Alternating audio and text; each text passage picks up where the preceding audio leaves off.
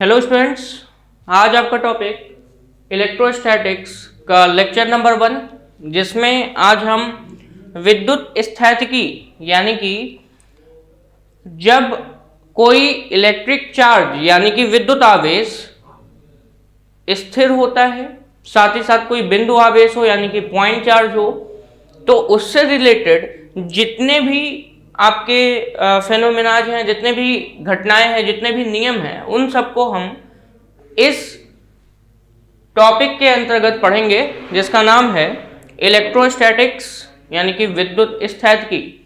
तो चलिए स्टार्ट करते हैं। सबसे पहली बात तो आपको ये पता होना चाहिए कि आवेश यानी कि चार्ज क्या है। अगर हम बात करें चार्ज की, तो चार्ज यानी कि आवेश एक ऐसी क्वांटिटी है जो या तो इलेक्ट्रॉनों के ग्रहण करने से उत्पन्न होती है या तो इलेक्ट्रॉन के रिमूव करने से उत्पन्न होती है। यानी कि आपके पास कोई परमाणु है, तो परमाणु में से अगर हम इलेक्ट्रॉन्स को निकाल दें तो उस पर पॉजिटिव चार्ज आ जाता है। वहीं पे अगर हम इलेक्ट्रॉन्स को क्या कर दें, उसमें से ऐड कर दें, तो वहां पर कैसा निगेटिव चार्ज आ जाता है। तो चार्ज की अगर हम बात करें तो अगर हम आवेश की बात करें, किसकी बात करें, आवेश की, जिसे हम क्या कहते हैं, चार्ज। तो चार्ज यानी कि जिसे हम हिंदी में क्या कहते हैं, आवेश कहते हैं। आवेश हमेशा नंबर ऑफ इलेक्ट्रॉन्स द्वारा बताया जाता है। नंबर ऑफ इलेक्ट्रॉन्स यानी कि इलेक्ट्रॉनों की संख्या के द्वारा बताया जाता है। अब ये नंबर ऑफ इलेक्ट्रॉन्स या तो रिमूव्ड हो गए हों या तो एडेड हों, यानी कि या तो उन्हें ऐड किया गया है या तो रिमूव किया गया है। अगर इलेक्ट्रॉन्स को किसी भी एटम से रिमूव किया जाता है तो उस पर कैसा चार्ज आएगा, पॉजिटिव चार्ज आएगा, जिसे हम कैटायन का नाम देते हैं। और वहीं पे अगर इलेक्ट्रॉन्स को ऐड किया जाएगा तो नेगेटिव चार्ज आता है, जिसे हम एनायन का नाम देते हैं। तो नंबर ऑफ इलेक्ट्रॉन्स रिमूव्ड और added in an atom is known as charge, यानी कि उसी को हम क्या कहते हैं, चार्ज कहते हैं, आवेश कहते हैं। आवेश को जनरली हम Q से डिनोट करते हैं, रिप्रेजेंटेड बाय कैपिटल Q, या कभी कभी स्मॉल q से भी रिप्रेजेंट करते हैं। ठीक है, तो आवेश एक ऐसी राशि है जिसकी वैल्यू हमेशा इलेक्ट्रॉन की संख्या से निकाली जा सकती है। इलेक्ट्रॉन की संख्या कितनी रिमूव हुई, कितनी ऐड हुई, वहां से निकाली जा सकती है। इसको Q या स्मॉल q से डिनोट करते हैं। वहीं पे यूनिट की अगर हम बात करें तो यूनिट यानी कि मात्रक क्या है, कूलाम। मात्रक क्या है, कूलाम, जिसको C से डिनोट करते हैं। हिंदी में क्या कहते हैं इसको, कूलाम। तो आवेश का मात्रक क्या है, कूलाम है, जिसको हम C से डिनोट करते हैं। ठीक है, और वहीं पे अगर हम फॉर्मूला देखें तो Q इक्वल टू होता है I इंटू टी। कितना होता है, Q equal to I into T. यानी कि अगर किसी भी सर्किट में या किसी भी परिपथ में धारा प्रवाहित होती है, और धारा कितना है, I धारा है, और कितने समय के लिए, T समय के लिए, तो आवेश जो उसमें प्रवाहित होगा वो कितना होगा, Q इक्वल टू IT के बराबर होगा। ठीक है, Q इक्वल टू IT के बराबर होगा।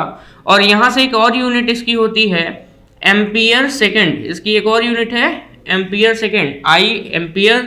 I की यूनिट एम्पियर, यानी कि करंट की यूनिट क्या होती है, धारा का जो मात्रक है वो क्या है, एम्पियर है। वहीं पे समय का मात्रक क्या है, सेकंड है, तो एम्पियर सेकंड भी इसका मात्रक होता है।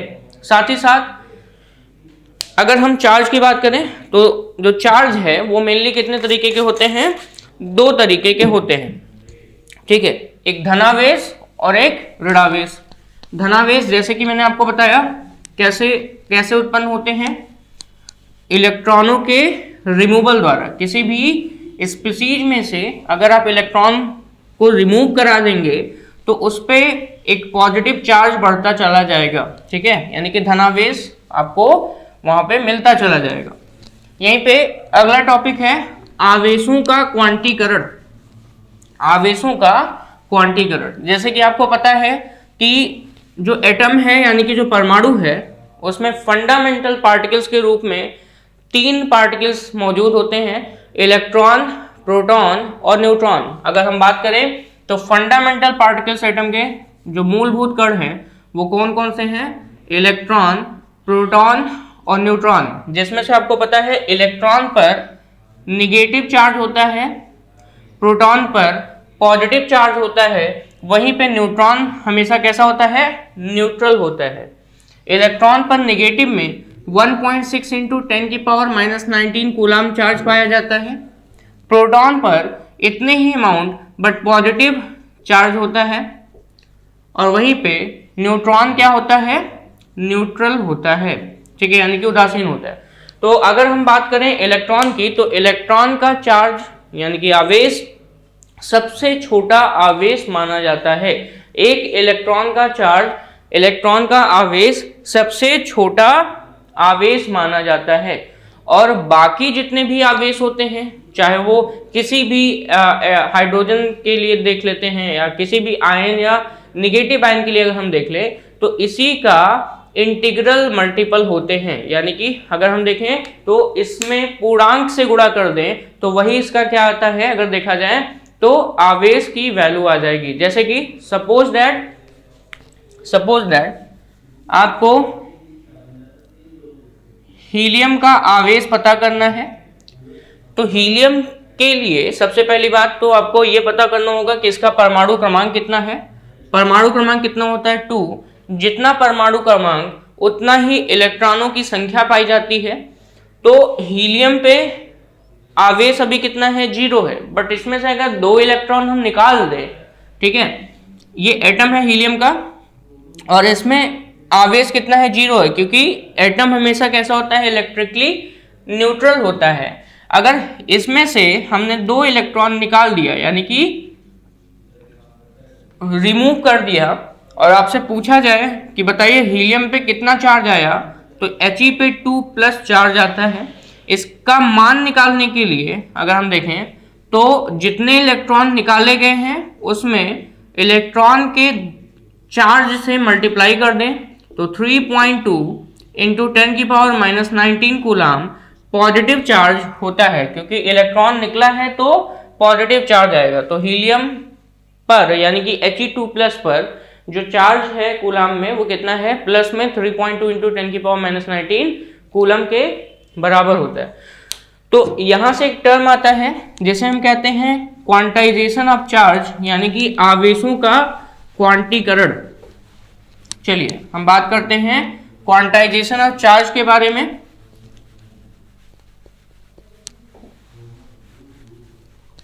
चलिए अगला है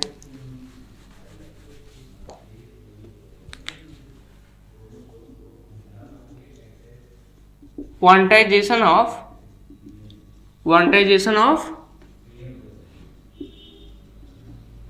चार्ज, जिसे हम क्या कहते हैं? आवेशों का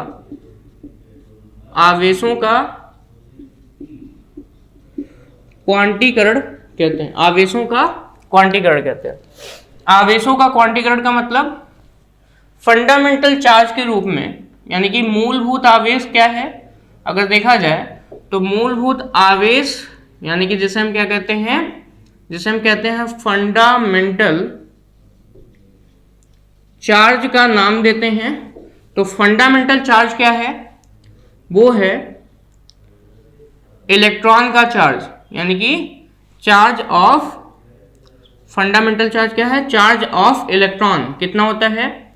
नेगेटिव में 1.6 इंटू 10 की पावर -19 कूलम, जो कि अभी आपको बताया गया। इससे छोटा आवेश पॉसिबल नहीं है, इससे छोटा अगर देखें तो चार्ज पॉसिबल नहीं है।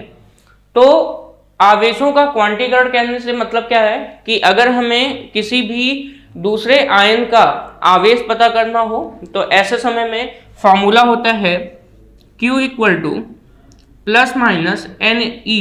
क्या होता है? Q equal two plus minus NE, जहां पर Q क्या है?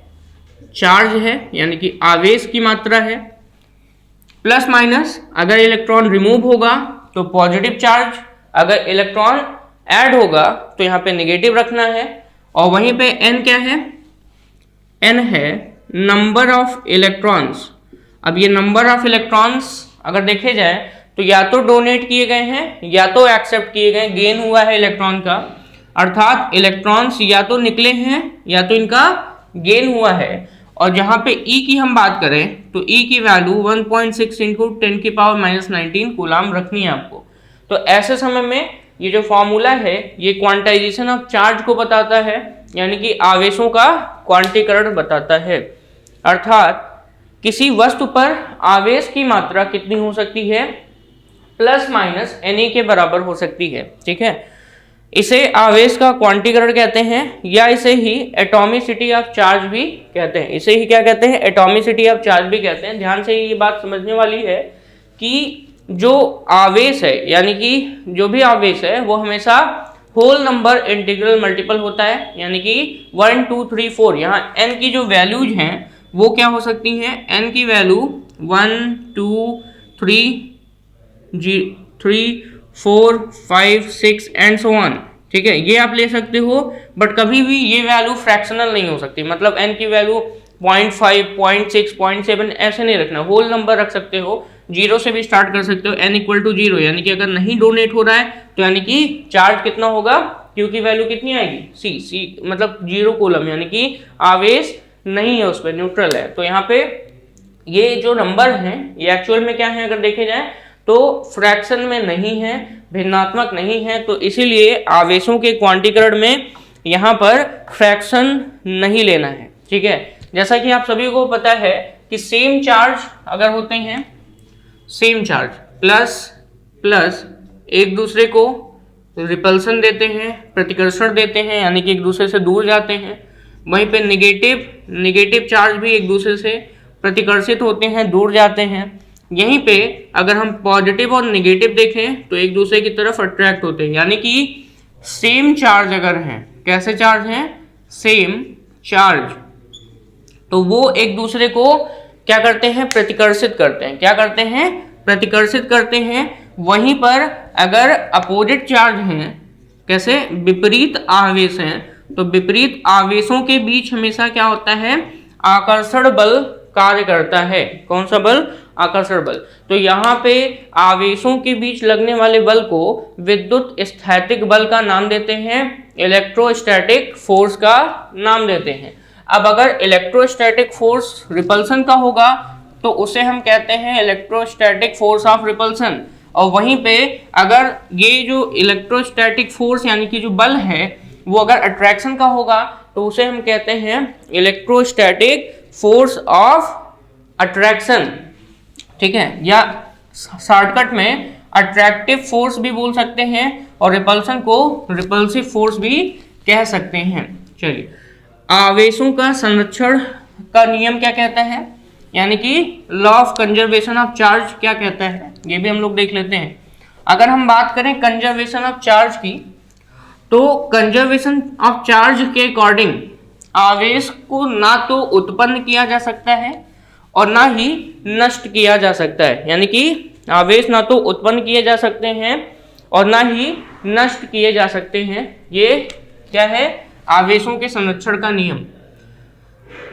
ठीक है, आवेश के संरक्षण का नियम, संरक्षण का नियम जिसे हम क्या कहते हैं, जिसे हम क्या कह सकते हैं, conservation of, law of conservation of charge, law of conservation of charge.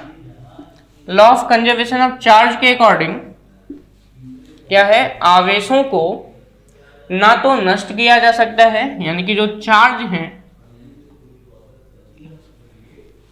Neither destroyed, ना तो इन्हें हम क्या कर सकते हैं, नष्ट कर सकते हैं, और नाइदर क्रिएटेड, और ना ही हम इनको क्रिएट कर सकते हैं। तो नीदर डिस्ट्रॉयड नॉर क्रिएटेड, ना तो हम इसको क्या कर सकते हैं, डिस्ट्रॉय कर सकते हैं, और ना ही हम इसको क्या कर सकते हैं, उत्पन्न करा सकते हैं। ठीक है, तो ये कहलाता है आवेश के संरक्षण का नियम। यहीं पे अगर हम आवेश की बात करें तो एक विलगित निकाय पर कुल आवेश हमेशा नियत रहता है। मतलब सपोज दैट आपके पास कोई पॉजिटिव चार्ज है तो एक विलगित निकाय, ये मान लेते हैं प्लस क्यू है, तो इस पर जो चार्ज है वो नियत है, मतलब ये आपका नष्ट नहीं होगा जब तक उस पे चार्ज है जितना उतना ही रहेगा। सपोज दैट इस पे 2 कूलम का चार्ज है पॉजिटिव में, तो हमेशा 2 कूलम का ही चार्ज रहेगा जब तक इसके आसपास हम कोई दूसरा चार्ज इससे टच में ना ले आए, यानी कि इसके संपर्क में ना ले आए। अगर ये आपका जो निकाय है, एक सिस्टम है, एक चार्ज का सिस्टम है, तो अगर ये विलगित है, आइसोलेटेड है, आइसोलेटेड का मतलब अलग थलग है, तो ऐसे समय में इस पर जो चार्ज होगा वो कैसा होगा, नियत होगा। यहीं पे सपोज दैट आपने Q1 लिया है, एक चार्ज ले लिया जिसका नाम है Q2, और इन दोनों को कांटेक्ट में रख देंगे तो जो चार्ज है यानी कि जो आवेश है वो एक जो चार्ज है उससे दूसरे चार्ज में क्या होगा, ट्रांसफर होने लगेगा। यानी कि ऐसे समय में आपने दोनों को कनेक्ट कर दिया है, और दोनों को कनेक्ट करने पर ये आइसोलेटेड सिस्टम नहीं है, अब ये सिस्टम कहलाएगा, वो भी कितने चार्ज का, 2 चार्ज का। ठीक है, तो 2 चार्जों का यानी कि 2 आवेशों का अगर हम बात करें तो ये एक सिस्टम बन गया। और ऐसे समय में जो आवेश है उनका स्थानांतरण भी होता है, यानी कि ट्रांसफर ऑफ चार्ज भी यहाँ पे स्टार्ट हो जाता है। लेकिन अगर वहीं पे हम सिर्फ और सिर्फ एक विलगित निकाय ले ले, यानी कि आइसोलेटेड, जैसा कि मैं बार बार बोल रहा हूँ, आइसोलेटेड है, अलग थलग है, किसी से संपर्क में नहीं है, तो ऐसे समय में जो आवेश होगा वो उस पे क्या होगी, नियत होगा। इस पे आवेश नियत होगा, कांस्टेंट होगा, यानी कि स्थिर होगा। ठीक है, बट यहाँ पे अगर देखें तो चार्ज का क्या होगा, ट्रांसफर होगा, यानी कि ट्रांसफर ऑफ चार्ज, आवेश का स्थानांतरण होता है। ठीक है, तो ये तो बात हो गई विलगित निकाय तथा सिस्टम के लिए। ठीक है, तो अभी तक आपने चार्ज के बारे में पढ़ा, साथ ही साथ इसके टाइप्स देखे और क्वांटाइजेशन ऑफ चार्ज भी आपने देख लिया। आवेशों के संरक्षण नियम के अकॉर्डिंग ना तो आवेश उत्पन्न किए जा सकते और ना ही नष्ट किए जा सकते हैं। देन अगर हम बात करें विद्युत आवेश के गुण के बारे में, तो विद्युत आवेश जो है, जैसा कि मैं बता चुका हूं कि सेम जो चार्ज हैं वो एक दूसरे को क्या करते हैं, रिपल करते हैं। वहीं पे अगर अपोजिट चार्ज हैं तो वो एक दूसरे को क्या करते हैं, अट्रैक्ट करते हैं। और वहीं पर किसी वस्तु पर उपस्थित कुल आवेश उस वस्तु के विभिन्न भागों पर उपस्थित आवेशों के बीजगणितीय योग के बराबर होता है। यानी कि सपोज दैट कोई ऑब्जेक्ट है, उस ऑब्जेक्ट पे चार्ज है, अलग अलग पार्ट पर थोड़ा थोड़ा चार्ज है, तो वहां पर अगर आप टोटल चार्ज देखेंगे, सपोज दैट ये ऑब्जेक्ट है और यहाँ पे कुछ चार्ज यहाँ है, कुछ चार्ज यहाँ पे है, अलग अलग भाग में कुछ चार्ज दिया गया है, तो अगर उस वस्तु का कुल चार्ज देखेंगे तो सपोज दैट यहाँ पे Q1 है, ये Q2 है, ये Q3 है, ये Q4 है, ये Q5 है, ये Q6 है, Q7 है, और सपोज दैट यहाँ पे निगेटिव दे दिया गया है, Q8 दे दिया गया है। तो ऐसे समय में आप टोटल चार्ज अगर यहाँ पे देखेंगे तो टोटल चार्ज इन सब का सम होगा, यानी कि सिग्मा क्यू के बराबर होगा, जिसे हम बीजगणितीय योग यानी कि अलजेब्राइक सम के रूप में लिख सकते हैं। अलजेब्राइक सम लिखते समय साइन जैसा होता है वैसे ही रखते हैं। तो यहाँ पर सभी चार्ज को Q1 plus Q2 plus Q3 ऐसे करते करते कहाँ तक जाएंगे, Q7 तक जाएंगे, Q5 Q6 Q7, एंड देखिए लास्ट में यहाँ पे माइनस था तो माइनस में कितना कर देंगे, Q8 बराबर जो भी वैल्यू आ जाएगी वो किस में आ जाएगी, कूलाम में वैल्यू आ जाएगी। तो ये हो गया।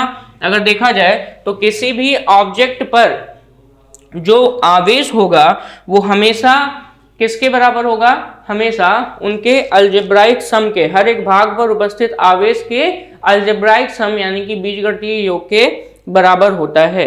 यहीं पे किसी वस्तु की गति से उस वस्तु का आवेश प्रभावित नहीं होता है। ध्यान में रखिएगा कि अगर कोई वस्तु मोशन में है यानी कि गति अवस्था में है तो उस पर आवेश का कोई प्रभाव यानी कि गति का उस आवेश पर कोई प्रभाव नहीं पड़ेगा। ठीक है, यदि किसी वस्तु पर समान मात्रा में धनात्मक तथा ऋणात्मक आवेश होती है तो ऐसे वस्तु को हम विद्युत उदासीन कहते हैं। ध्यान से सुनिएगा, इलेक्ट्रिकली न्यूट्रल स्पीसीज किसे कहा जाता है कि ऐसे स्पीसीज या ऐसे पदार्थ जिन पर पॉजिटिव और निगेटिव चार्ज क्या हो, समान हो, तो उनको हम क्या कहते हैं, इलेक्ट्रिकली न्यूट्रल का नाम देते हैं। कैसा नाम देते हैं, इलेक्ट्रिकली न्यूट्रल का नाम देते हैं। ठीक है, इलेक्ट्रिकली न्यूट्रल का नाम देते हैं, अर्थात विद्युत उदासीन का नाम देते हैं।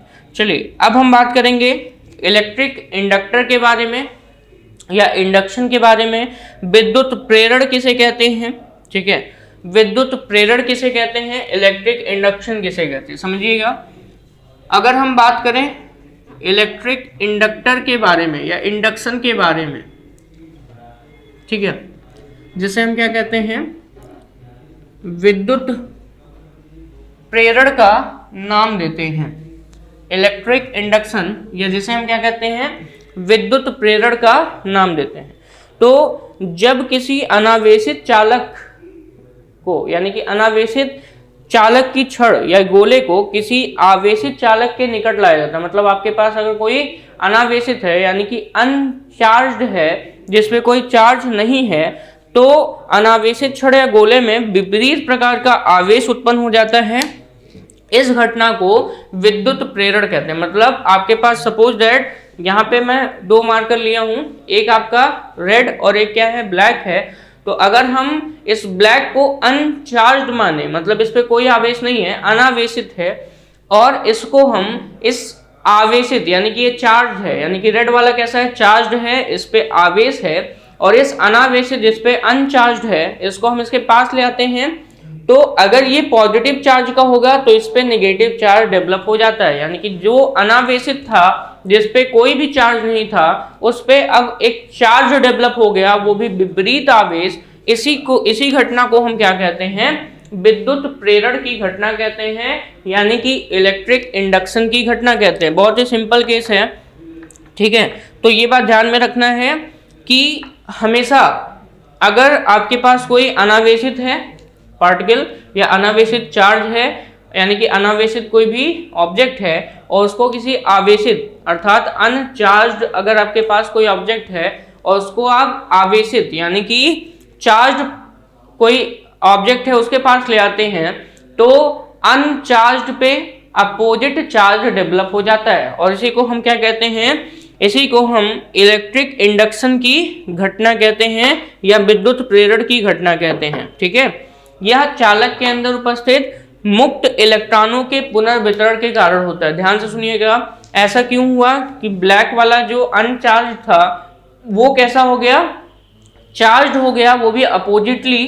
क्यों हो गया, क्योंकि इसके अंदर यानी कि अगर हम बात करें चालक की, जो कि अनावेशित था, अनचार्ज था, इसके अंदर मुक्त इलेक्ट्रॉन थे, और इन्हीं मुक्त इलेक्ट्रॉनों का पुनर्वितरण होने से यानी कि रीडिस्ट्रीब्यूशन होने से ये फेनोमेना होती है। तो सपोज दैट आपके पास एक अनचार्ज्ड, ठीक है, अनचार्ज्ड ऑब्जेक्ट है, और वहीं पे आपके पास एक चार्ज्ड ऑब्जेक्ट है जिस पर पॉजिटिव चार्ज है।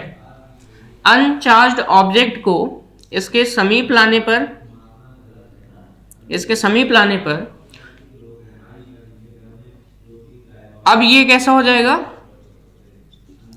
चार्ज्ड में बदल जाएगा, और इस पे अब चार्ज कैसा आ जाएगा, नेगेटिव। ठीक है, ध्यान से सुनिएगा, इसी को हम क्या कहते हैं, इलेक्ट्रिक इंडक्शन की घटना कहते हैं। और ये क्यों होता है, क्योंकि ये ऑब्जेक्ट में फ्री इलेक्ट्रॉन्स पाए जाते हैं। कैसे इलेक्ट्रॉन्स पाए जाते हैं, फ्री इलेक्ट्रॉन्स, और इन फ्री इलेक्ट्रॉन्स का रीडिस्ट्रीब्यूशन हो जाता है, जिसे हम हिंदी में कहते हैं पुनर्वितरण हो जाता है। क्या हो जाता है, पुनर्वितरण हो जाता है। ठीक है, क्या हो जाता है, पुनर्वितरण हो जाता है। ठीक है, अब चलते हैं सबसे इंपॉर्टेंट टॉपिक जिसे हम कहते हैं कूलाम्स लॉ या कूलाम का नियम।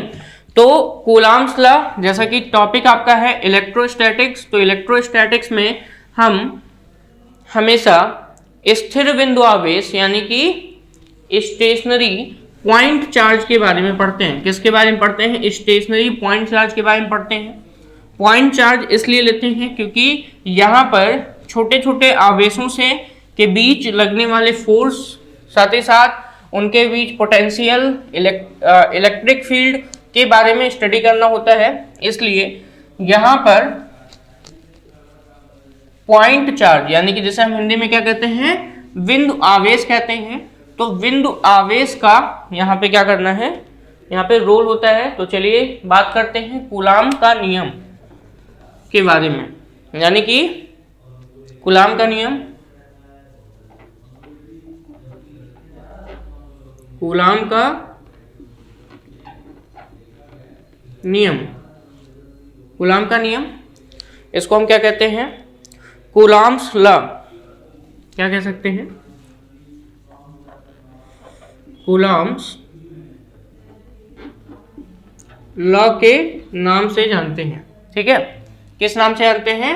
कूलाम्स लॉ के नाम से जानते हैं। चलिए, अगर हम बात करें कूलाम्स लॉ के बारे में, यानी कि कूलाम के नियम के बारे में, तो सबसे पहली बात तो हमारे पास होना चाहिए स्थिर बिंदु आवेश। एक यहाँ पे क्या है? चार्ज है जिसका नाम है प्लस Q1, और एक चार्ज और है जिसका नाम है प्लस Q2। दोनों के बीच कुछ डिस्टेंस है, उस डिस्टेंस की वैल्यू कितनी है? स्मॉल r के बराबर है। तो आपके पास क्या है? दो चार्ज पार्टिकल्स हैं, एक Q1 है और एक क्या है? Q2 है। दोनों पॉजिटिवली चार्ज हैं और एक दूसरे से कितनी दूरी पर रखे गए हैं? स्मॉल r डिस्टेंस पर रखे गए, स्मॉल r डिस्टेंस पर एक दूसरे से रखे गए हैं। ऐसे समय में अगर हम देखें तो ये दोनों चार्ज कहाँ हैं?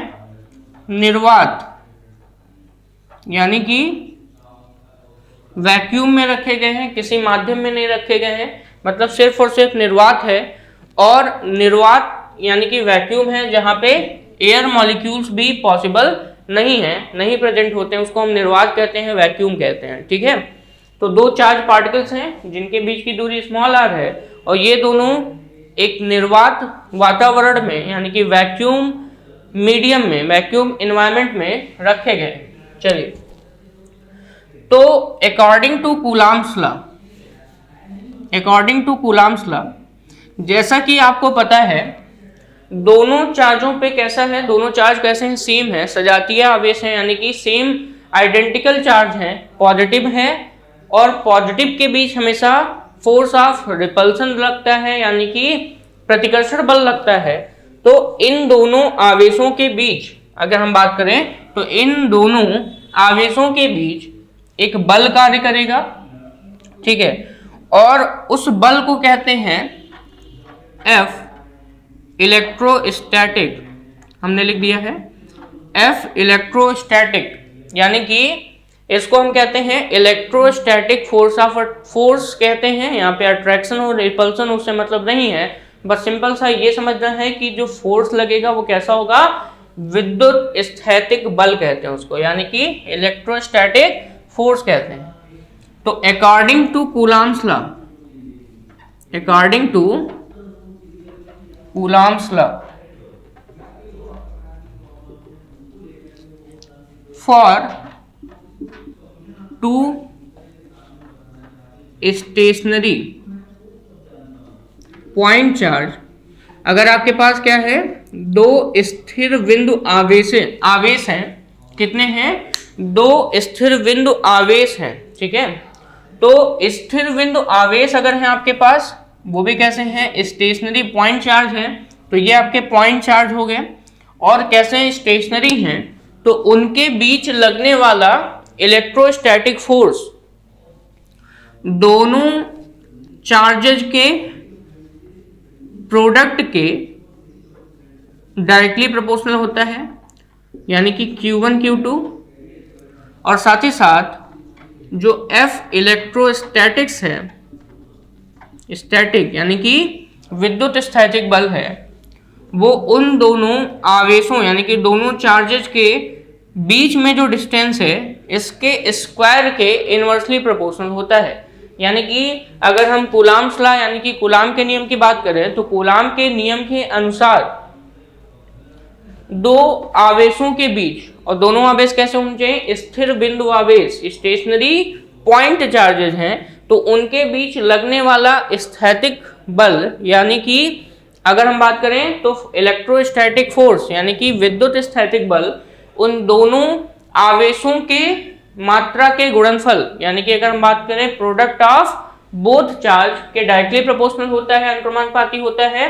वहीं पे उन दोनों के बीच की जो डिस्टेंस है उसके स्क्वायर यानी कि square of distance between two charges के क्या होता है, इनवर्सली प्रोपोर्शनल होता है। और यहीं पे अगर हम इन दोनों को एक साथ लिखना चाहें तो हम यहाँ पे लिख सकते हैं F electrostatic Q1 Q2 upon R square लिख सकते हैं। और जब भी कभी आपको पता है कि यहाँ से प्रोपोर्शनलिटी का साइन हटता है तो एक कांस्टेंट आता है, उस कांस्टेंट को हम K से डिनोट कर देते हैं Q1 Q2 upon R square. तो ये आपको फॉर्मूला मिलता है फाइनली किसके द्वारा, कूलाम्स लॉ के द्वारा ये फॉर्मूला प्राप्त होता है। बट यहीं पर K की कुछ वैल्यू है, वो वैल्यू अगर हम पुट कर दें तो F इक्वल टू K की वैल्यू कितनी है 1 upon 4 pi epsilon naught capital K Q1 Q2 upon R square. ये फॉर्मूला आपको मिलता है जहां पर K की जो वैल्यू है ये कैपिटल K, यहां पर ये पूरी वैल्यू किसकी है 1 upon 4 pi epsilon not into K। Capital K जो है इसको हम कहते हैं परावैद्युतांक। क्या कहते हैं, परावैद्युतांक कहते हैं, या इसे हम डाई इलेक्ट्रिक कांस्टेंट का नाम देते हैं। क्या नाम देते हैं, डाई इलेक्ट्रिक कांस्टेंट का नाम देते हैं, यानी कि परावैद्युतांक का नाम देते हैं, डाई इलेक्ट्रिक कांस्टेंट का नाम देते हैं, जो कि डिफरेंट मीडियम्स के लिए अलग अलग होता है। जैसे कि K की वैल्यू 1 होती है किसके लिए, वैक्यूम के लिए। K की वैल्यू लगभग 1 होती है किसके लिए, एयर के लिए। यहीं पे अगर हम बात करें वाटर के लिए तो K की वैल्यू 80.5 या 81 के आसपास होती है किसके लिए, वाटर के लिए। या फिर K की वैल्यू अगर देखें तो इनफाइनाइट होती है अगर मीडियम कैसा हो, मेटल यानी कि धातु का हो। ठीक है, मीडियम कैसा हो, मेटल हो यानी कि धातु का हो। वहीं पे अगर हम 1 अपॉन 4 पाई एप्सिलॉन नॉट की वैल्यू देखें तो 1 अपॉन 4 पाई एप्सिलॉन नॉट की वैल्यू होती है 9 इंटू 10 की पावर 9। कितना होता है, 9 इंटू 10 की पावर 9 न्यूटन मीटर स्क्वायर पर कूलाम स्क्वायर। कितना होता है, 9 इंटू 10 की पावर 9 न्यूटन मीटर स्क्वायर पर कूलाम स्क्वायर। यहाँ पर हमने निर्वात लिया था तो निर्वात के लिए ये बात ध्यान में रखना है, K की वैल्यू हम कितना रख देंगे 1। तो निर्वात के लिए कूलाम का जो नियम है वो आपको ये मिलेगा F equal to 1 upon 4 pi epsilon naught Q1 Q2 upon R square. यानी कि ये फॉर्मूला किसका है, कूलाम्स लॉ से रिलेटेड है। यहीं पे 1 अपॉन 4 पाई एप्सिलॉन नॉट की वैल्यू 9 इंटू 10 की पावर 9 न्यूटन मीटर स्क्वायर पर कूलाम स्क्वायर के बराबर है। साथ ही साथ अगर हम बात करें किसके बारे में, K की, तो K को हम क्या कहते हैं, परावैद्युतांक कहते हैं, डाई इलेक्ट्रिक कांस्टेंट कहते हैं। अलग अलग मीडियम्स के लिए इसकी वैल्यू क्या है, अलग अलग है। ठीक है, एप्सिलॉन नॉट को हम क्या कहते हैं, एप्सिलॉन नॉट को हम electric permittivity of free space यानी कि निर्वात की विद्युतशीलता कहते हैं। Electric permittivity of free space निर्वात की विद्युतशीलता कहते हैं। इसको हम क्या कहते हैं, निर्वात की विद्युतशीलता कहते हैं, निर्वात की विद्युतशीलता कहा जाता है। और इसकी वैल्यू होती है एप्सिलॉन नॉट की 8.85 इंटू 10 की पावर -12, 8.85 इंटू 10 की पावर -12 कूलाम स्क्वायर पर न्यूटन मीटर स्क्वायर। कितना होता है? कूलाम स्क्वायर पर न्यूटन मीटर स्क्वायर। तो ये सभी अगर आप देखेंगे तो यहाँ पर जितना भी आपने देखा है सभी के सभी कूलाम्स लॉ से रिलेटेड फार्मूला और उससे रिलेटेड टॉपिक्स हैं। अगर हम कूलाम के नियम को फिर से देखें तो ये हमेशा स्थिर बिंदु आवेशों के बीच लगने वाला बल बताता है, जिसे हम क्या कहते हैं? विद्युत स्थैतिक बल का नाम देते हैं। यानी कि अगर हम बात करें तो स्थिर बिंदु आवेशों के बीच लगने वाले बल के बारे में बताता है। यहाँ पर कूलाम्स लॉ के अकॉर्डिंग जो बल है, यानी कि जिसे हम क्या कहते हैं? इलेक्ट्रोस्टैटिक फोर्स, वो डायरेक्टली प्रोपोर्शनल होता है दोनों आवेशों के गुणनफल के, साथ ही साथ या फिर उनके बीच के स्क्वायर के इनवर्सली प्रोपोर्शनल होता है। कंबाइन करते हैं, फॉर्मूला ये मिलता है। ठीक है, यहाँ पे 1/4 पाई एप्सिलॉन नॉट, साथ ही साथ क्या मिला था? के मिला था। बट निर्वात की वजह से हमने के की वैल्यू कितनी पुट कर दी? 1। एक्चुअल में के क्या है? उसको हम कहते हैं परावैद्युतांक, यानी कि डाइइलेक्ट्रिक कांस्टेंट ऑफ मीडियम। माध्यम का परावैद्युतांक कहते हैं। अलग अलग मीडियम के लिए अलग अलग परावैद्युतांक होता है। साथ ही साथ 1/4 पाई एप्सिलॉन नॉट की वैल्यू 9 × 10 की पावर 9 न्यूटन मीटर स्क्वायर पर कूलाम स्क्वायर। एप्सिलॉन नॉट को क्या कहते हैं? Electric permittivity of free space, या जिसे हम कहते हैं निर्वात की विद्युतशीलता भी कहते हैं।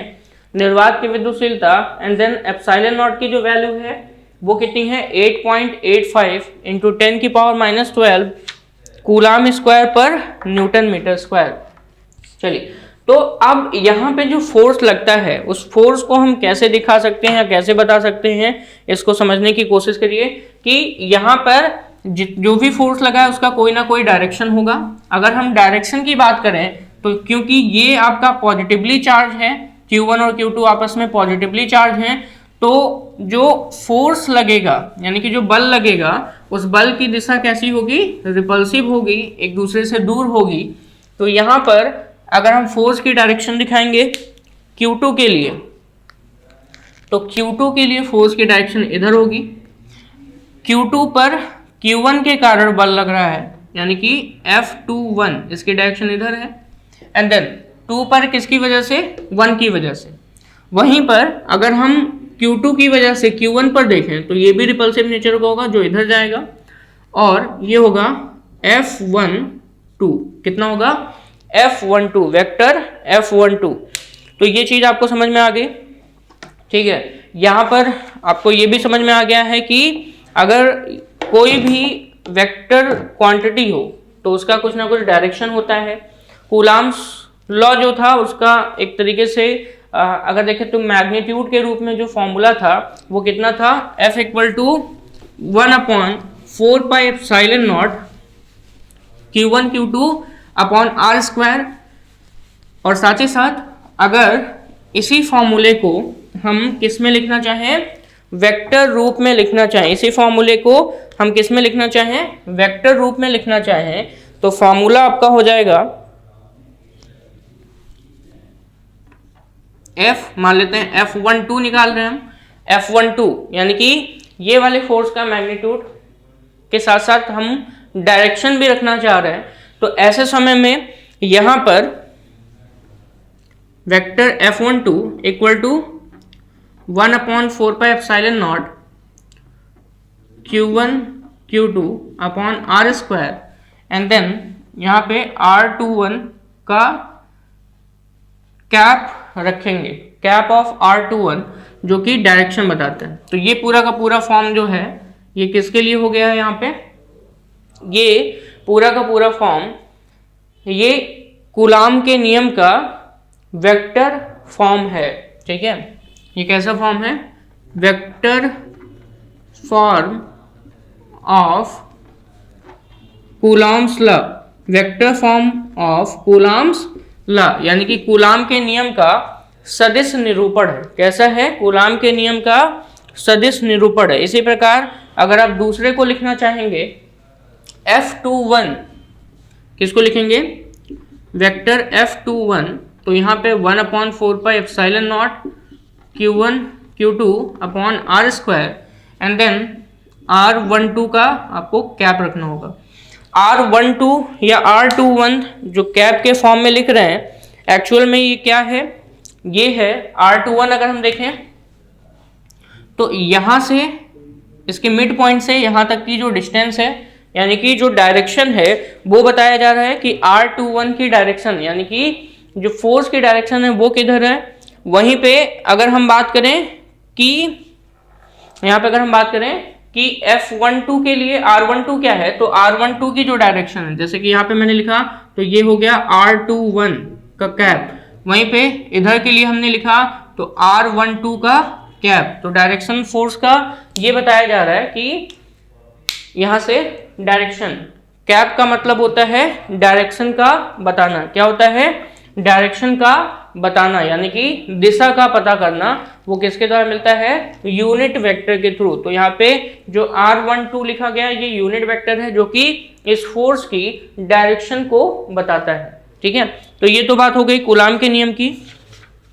साथ ही साथ अगर दोनों आवेश एक दूसरे के क्या हों, विपरीत हों, ठीक है, अगर दोनों आवेश एक दूसरे के क्या हों, विपरीत हों, तो ऐसे समय में उन दोनों आवेशों पे फोर्स ऑफ अट्रैक्शन लगेगा और दोनों आवेश एक दूसरे की तरफ खींचते हुए चले आते हैं, यानी कि उन दोनों पर फोर्स ऑफ अट्रैक्शन लगेगा। लेकिन अगर वहीं पे रिपल्सन का केस है, यानी कि अगर यहाँ पे देखें तो रिपल्सन का केस है, तो ऐसे समय में vector F12 equal to minus vector F21, यानी कि दोनों एक दूसरे के अपोजिट हैं, उनका डायरेक्शन कैसा है, अपोजिट है, बल्कि मैग्नीट्यूड दोनों का क्या है, सेम है। ऐसे समय में, यानी कि रिपल्सन के केस में, प्रतिकर्षण के केस में, जैसा कि ये केस आपको दिख रहा है, तो ऐसे समय में जो रिपल्सन होगा, यानी कि जो प्रतिकर्षण होगा, ऐसे केस में वेक्टर F12, यानी कि ये इसका मान इसके मान के बराबर होगा। बस डायरेक्शन माइनस का मतलब है कि डायरेक्शन एक दूसरे के क्या है, अपोजिट है। डायरेक्शन क्या है, एक दूसरे के अपोजिट है। यहीं पे अगर हम इलेक्ट्रोस्टैटिक फोर्स की बात करें, तो इलेक्ट्रोस्टैटिक फोर्स एक प्रकार का केंद्रीय बल है, यानी कि सेंट्रल फोर्स है। ये बल दोनों आवेशों के मिलाने वाली रेखा के अनुदिश कार्य करता है, यानी कि अगर हम इस आवेश को मिला रहे हैं तो इसी रेखा के अनुदिश ये बल क्या कर रहा है, कार्य करता है, यानी कि along to line joining the two charges, यानी कि दोनों आवेशों को मिलाने वाली रेखा के अनुदिश कार्य करता है। ठीक है, साथ ही साथ जो नियम है जिसे हम कहते हैं कूलाम का नियम, ये ठोस पदार्थों या गतिमान आवेशों के लिए लागू नहीं है। इसीलिए मैंने पहले यहाँ पे मेंशन कर दिया था कि जो चार्जेस हैं वो कैसे हैं, स्टेशनरी हैं, यानी कि स्थिर बिंदु आवेश हैं। तो ये जो फॉर्मूला है कूलाम का, जो नियम का फॉर्मूला है, यानी कि जो सूत्र है, ये ठोस पदार्थों के लिए और साथ ही साथ गतिमान आवेशों यानी कि मूविंग चार्जेस के लिए लागू नहीं होता है। सभी प्रकार के आवेशों के वितरण के लिए सत्य है। ठीक है, यह नियम सिर्फ स्थिर तथा बिंदु आवेशों, यानी कि जैसा कि फिर मैं बोल रहा हूँ, स्टेशनरी तथा पॉइंट चार्जेस के लिए ही अप्लाई होता है। किसके लिए अप्लाई होता है, स्टेशनरी तथा पॉइंट चार्ज के लिए ही अप्लाई होता है। साथ ही साथ यह नियम 10⁻⁻15 मीटर से अधिक दूरी पर लागू होता है। कितना, 10⁻⁻15 मीटर से अधिक दूरी पर लागू होता है, यानी कि अगर दोनों आवेशों के बीच की डिस्टेंस 10⁻15 मीटर से ज़्यादा हो तो ये नियम लागू हो सकता है। ठीक है, तो आज के इस लेक्चर में हमने क्या क्या चीज़ें देखी। सबसे पहला हमने देखा कि आवेश किसे कहते हैं, यानी कि आवेशों के बारे में पढ़ा। इसके साथ ही साथ अगर आवेश के बाद हम बात करें तो यहाँ पर आवेश संरक्षण का नियम देखा। आवेश संरक्षण के नियम के साथ साथ जो विद्युत आवेश के गुण हैं, प्रॉपर्टीज हैं, इनके बारे में चर्चा की। साथ ही साथ विद्युत प्रेरण की घटना किसे कहते हैं, यानी कि इलेक्ट्रिक इंडक्शन किसे कहते हैं, और कूलाम्स लॉ यानी कि कूलाम का नियम किसे कहते हैं।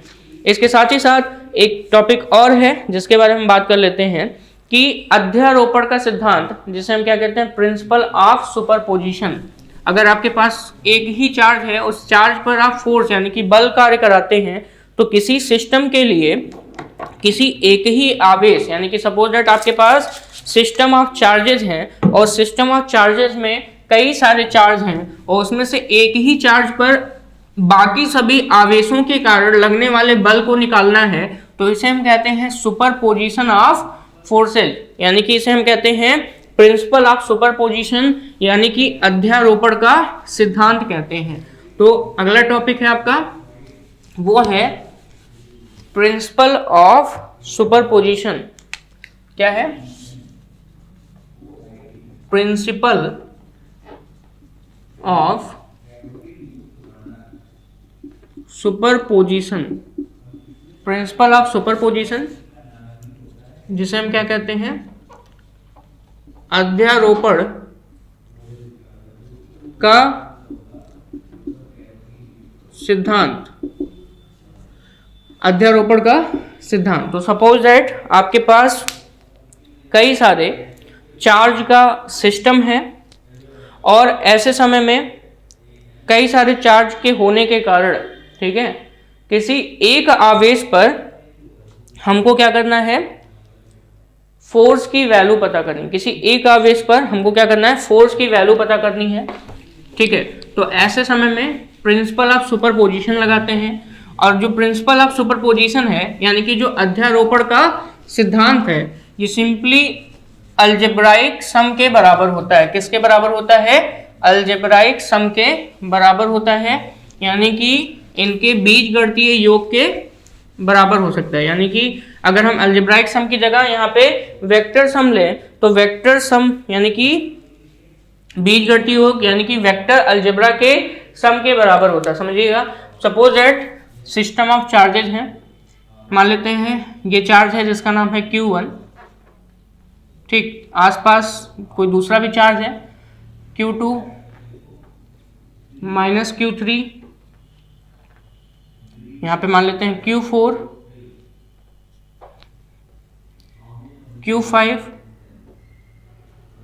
And then Q6। Suppose that ऐसे दिया गया चार्ज, और यहाँ पर इन सभी आवेशों के कारण Q1 पर आपको क्या निकालना है?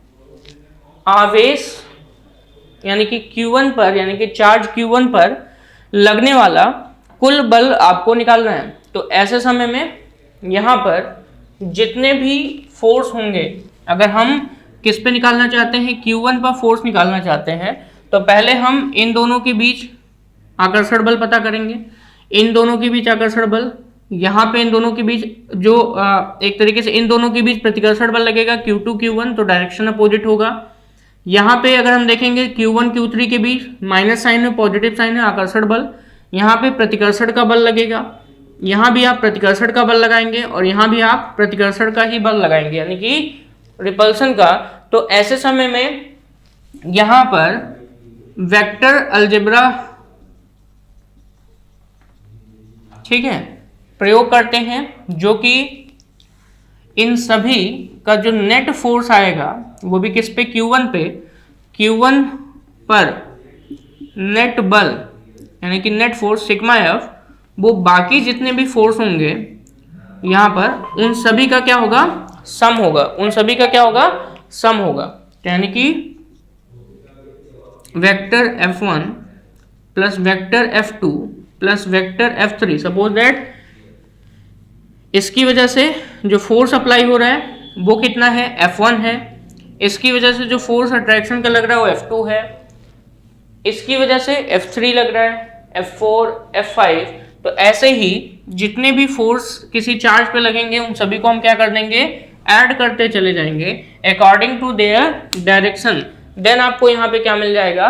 प्रिंसिपल ऑफ सुपरपोजिशन का ये एक सिंपल सा फॉर्मूला, जिसमें वेक्टर अलजेब्राइक सम लेते हैं, यानी कि डायरेक्शन का अगर किसी भी क्वांटिटी में रोल है, यानी कि कोई भी क्वांटिटी अगर वेक्टर क्वांटिटी है, तो उसके सुपरपोजिशन प्रिंसिपल को अप्लाई करते समय वहां पर यह ध्यान में रखना है कि डायरेक्शन का भी रोल होता है। किसका रोल होता है? डायरेक्शन का भी रोल होता है। तो यानी कि अगर हमें नेट फोर्स चाहिए तो जितने भी फोर्स हैं उनको हम ऐड करेंगे। यहाँ पे वेक्टर साइन लगाने का मतलब है कि डायरेक्शन को ध्यान में रखते हुए उसको हम ऐड करेंगे, एक दूसरे से क्या कर देंगे, जोड़ देंगे। ठीक है, तो ये तो हुआ प्रिंसिपल ऑफ सुपरपोजिशन किसके लिए, फोर्स के लिए।